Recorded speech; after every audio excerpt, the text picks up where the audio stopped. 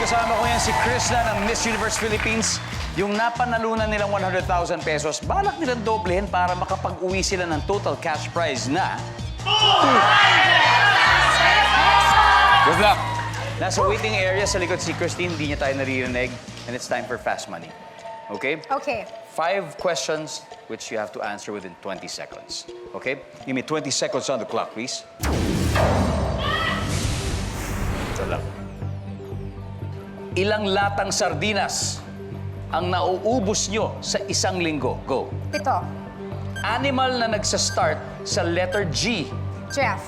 Sikat na Paulo. Paolo Contis. Mababasa mo sa bote ng gamot. RX. Name something na pwedeng matumba. Tao. Let's go! Buena mano, tignan natin. Ilang latang sardinas na nauubos nyo sa isang linggo? O sabi mo, 7. So ano yun? Pwedeng araw-araw kinakain o Monday pa lang inubos mo na. Monday to Sunday. Monday to Sunday. Survey says... Meron. Animal na nagsastart sa letter G, giraffe. Siyempre. Yep. Yes! Sikat na Paulo, Paolo Contis. Services. Yun. Mababasa sa bote ng gamot. Ang sabi mo ay RX. Ang sabi ng survey ay... Meron. Pero tama ka. Nakalagay RX, di ba? Tama naman. And now, name something na pwedeng matumba. Ang sabi mo, tao. Ang sabi ng survey ay... Oh, yeah. 89. Okay. Not bad at all. 1:11 to go. Let's welcome back, Christine. Christine. Ano mas nakakaba? Yung pageant o ito? Ito.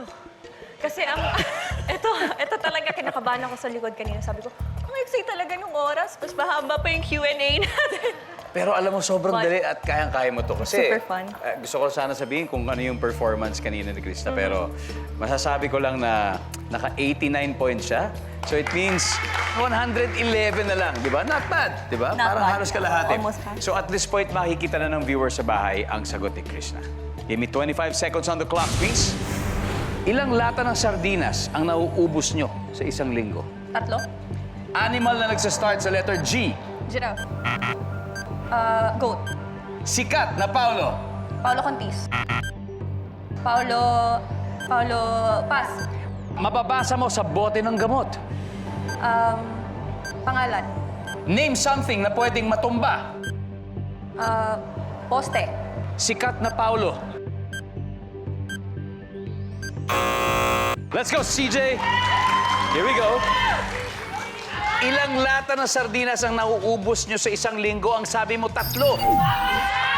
Ang accurate nito. Kumakain ka ba ng sardinas? Yes. So, okay. Saan galing yung sagot na 3? Hinulaan mo lang top of mind or base sa experience? Base sa experience. Kasi ako yung nag-grocery and ako rin yung umuubos madalas. Iyon! Tignan natin, ha, kung pasok din to sa mga sinurvey natin, survey says... Wow! Ang top answer ay 2. Okay? Oh. Animal na nagsistart sa letter G, ang sabi mo, goat. Ang sabi ng ating survey ay... Boom! Top answer! That's a top answer! Ito na, 38 to go. Sikat na Paulo. Hindi natin naabutan. Ngayon, wala kang maalala na sikat na Paulo. Paulo Ballesteros. Ballesteros, yan. Top answer natin, of course, Paolo Contis. Okay, 38 to go. Ito, mababasa mo sa bote ng gamot. Ang sabi mo ay yung pangalan. Yes. Pangalan mismo ng gamot. Pangalan ng Siyempre. gamot. Brand name, ang sabi ng survey ay... Boom! That's the top answer! 8 na lang! Name something na pwedeng matumba. Ang sabi mo, poste. Ito, CJ. Ito, yung poste. Hindi yan ang top answer. Ang top answer dito ay puno. Oh! Pero 8 lang ang kailangan mo. Mabibigay kaya ng poste ang 8 points na kailangan mo, CJ. For 200,000 pesos, services...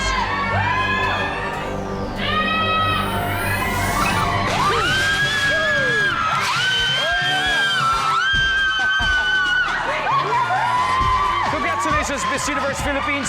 You have won a total of 200,000 pesos dito sa Family Feud.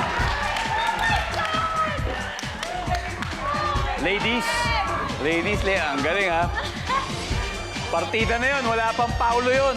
Isang paulo lang. Guys. Galing. And of course, sanay na kayo dito kasi parati kayo involved dito sa charitable institutions as part of yung organization, di ba?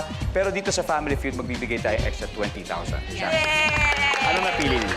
Yes, we're giving away the 20,000 pesos to Smile Train Philippines. Guys, maybe next time. Maybe next time. Right? Maybe next time.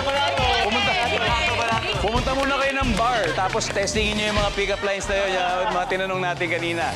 At uli, maraming salamat and congratulations. Galing, sobra. Maraming salamat, Pilipinas. Ako po si Ding Dong Dantes. Araw-araw na maghahatid ng saya at papremyo, kaya makihula at manalo dito sa Family Feud.